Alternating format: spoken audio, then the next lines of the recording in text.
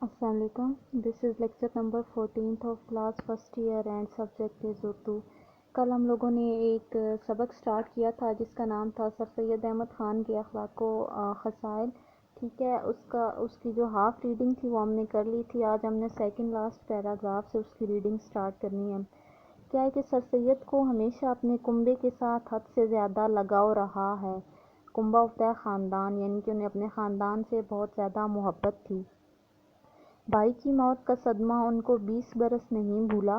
سنا ہے کہ ان کے عزیز ان کے سامنے بھائی کا ذکر اس لیے نہیں کرتے تھے کہ ان کا داغ تازہ ہو جائے گا، یعنی کہ جو ان کے رشتہ دار تھے وہ ان کے سامنے ان کے بھائی کا ذکر نہیں کرتے تھے کیونکہ انہیں خدشہ تھا کہ کہیں ان کی موت کا جو صدمہ ہے وہ دوبارہ سے تازہ نہ ہو جائے. بہت مدت کے بعد ان کی بھتیجی کے منہ سے باپ کا کچھ ذکر نکل گیا. سر سید کی حالت ایسی متغیر ہو گئی کہ گویا آج ہی بھائی کا انتقال ہوا ہے. یعنی کہ بہت عرصے کے بعد جب ان کی بھتیجی جو ہیں، جو کہ ان کے بھائی کی بیٹی تھیں، انہوں نے اپنے باپ کا ذکر کیا، یعنی کہ اپنے والد کا ذکر کیا جو کہ سر سید احمد خان کے بھائی تھے، ان کے سامنے کیا، سر سید کے سامنے کیا.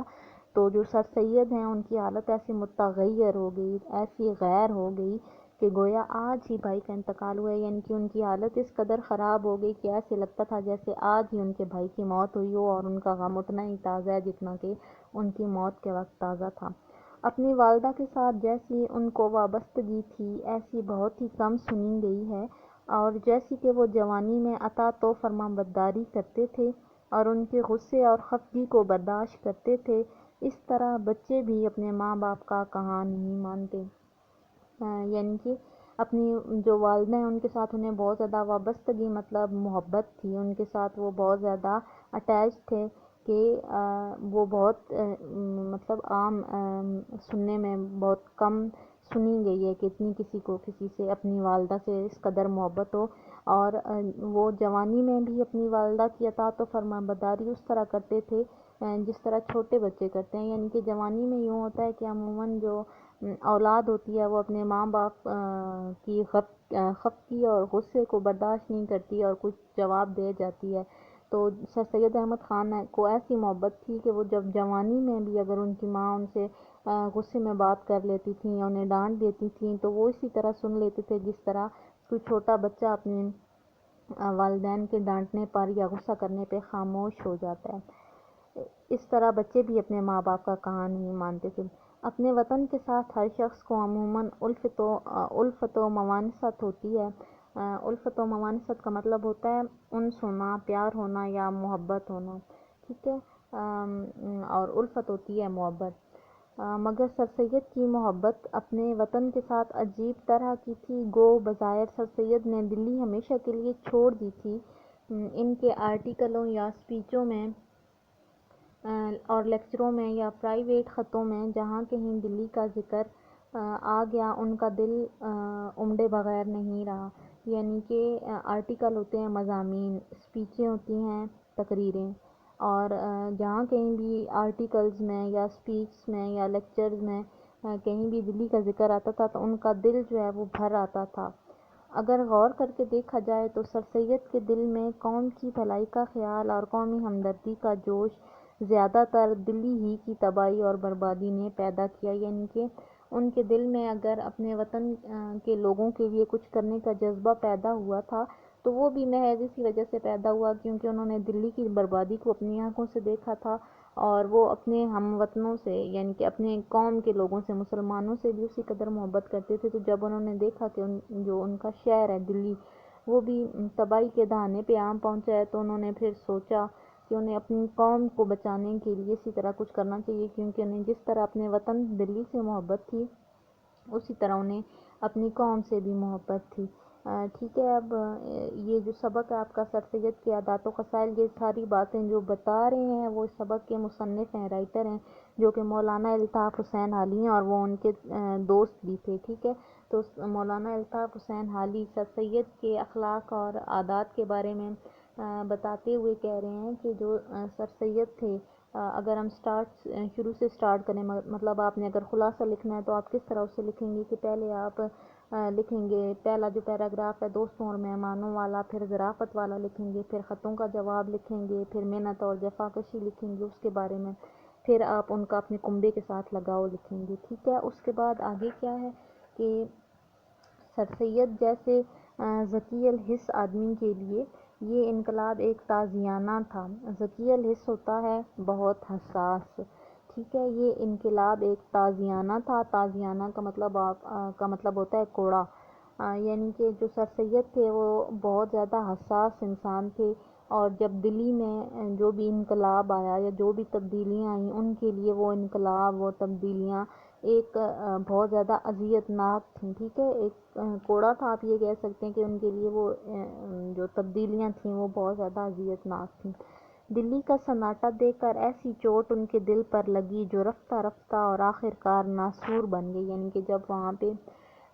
فسادات برپا ہوئے تو اس کی جو خاموشی ہے اور اس کی جو تباہی ہے اس کو دیکھ کر جو چوٹ، جو زخم ان کے دل پہ لگے وہ رفتہ رفتہ ناسور بن گئے۔ ناسور کا مطلب ہوتا ہے ایسا زخم جو کبھی ٹھیک نہ ہو، یعنی کہ ہمیشہ وہ رستا رہے، وہ ہمیشہ جو ہے اس میں تکلیف ہوتی رہے۔ جو برتاؤ سر سید کا دوستوں کے ساتھ تھا وہ اس زمانے کے دوستوں سے بہت نرالا تھا۔ جہاں تک ان کا حال دیکھا گیا ان کی خوشی بلکہ ان کی زندگی کا مدار صرف دو ہی چیزوں پر معلوم ہوتا تھا،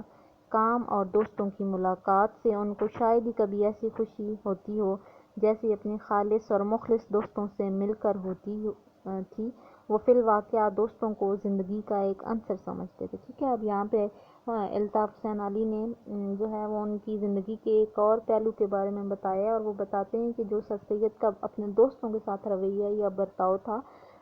وہ اس زمانے کے دوستوں سے بہت ہی نرالا اور الگ تھا۔ وہ کیسے تھا؟ وہ اس طرح تھا کہ ان کی خوشی اور ان کی زندگی کا جو دار و مدار ہے وہ صرف دو ہی چیزوں پہ معلوم ہوتا تھا، اور وہ دو چیزیں کیا تھیں؟ ایک تو کام تھا ان کے لیے ضروری، اور دوسرا جو تھا وہ دوستوں کی ملاقات تھی، دوستوں کے ساتھ ملنا اور ان سے ملاقات کرنا تھا، ٹھیک ہے۔ پھر وہ کہتے ہیں کہ شاید ہی کبھی ایسی خوشی ہوتی ہو جیسے اپنے خالص اور مخلص دوستوں سے مل کر ہوتی، یعنی کہ جو چیز انہیں سب سے زیادہ خوشی دیتی تھی وہ یہی تھی کہ وہ اپنے دوستوں سے، جب وہ اپنے خالص اور مخلص دوستوں سے ملتے تھے، وہ فی الواقعہ دوستوں کو زندگی کا ایک عنصر سمجھتے تھے، یعنی کہ وہ در حقیقت دوستوں کو زندگی کا ایک اہم حصہ سمجھتے تھے۔ نواب محسن الملک نے ایک موقع پر سر سید کا ذکر خیر کرتے وقت کہا کہ میں نے کسی شخص کی ذات میں اس قدر خوبیاں جمع نہیں دیکھیں۔ اب جو نواب محسن الملک ہیں وہ کیا کہتے ہیں سر سید احمد خان کے بارے میں کہ انہوں نے کسی بھی شخص میں اتنی خوبیاں نہیں دیکھیں جتنی انہوں نے سر سید میں دیکھی ہیں۔ میری ان سے پہلی ملاقات 1861 میں ہوئی تھی، اس وقت سے آج تک ایک بات بھی ان میں ایسی نہیں دیکھی کہ جس کو برا کہہ سکوں، یعنی وہ بتاتے ہیں کہ میری ان سے ملاقات ہوئی تھی اور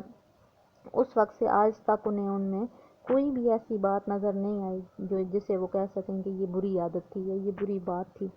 اس شخص کی سچی محبت اور وفاداری دنیا میں کہیں نہیں دیکھی، البتہ کتابوں میں بہت کچھ لکھا دیکھا ہے۔ یہی وجہ ہے کہ نہ بھائی سے اس قدر ہو سکی اور نہ باپ سے جیسی اس شخص کی محبت خدا نے ڈال دی، یعنی کہ آپ جو نواب محسن الملک ہیں وہ بتاتے ہیں کہ جو سر سید احمد خان ہیں ان سے انہیں اس قدر محبت تھی کہ ویسی محبت وہ اپنے بھائی اپنے باپ سے بھی نہیں کر سکے۔ کس وجہ سے انہیں اس قدر محبت تھی؟ ان کی شخصیت کی وجہ سے، کیونکہ ان کی شخصیت میں کوئی بھی ایسی بات نہیں تھی جس کو برا کہا جا سکے۔ ان کا قول تھا کہ دوستی کے آگے رشتہ و قرابت کی کچھ حقیقت نہیں،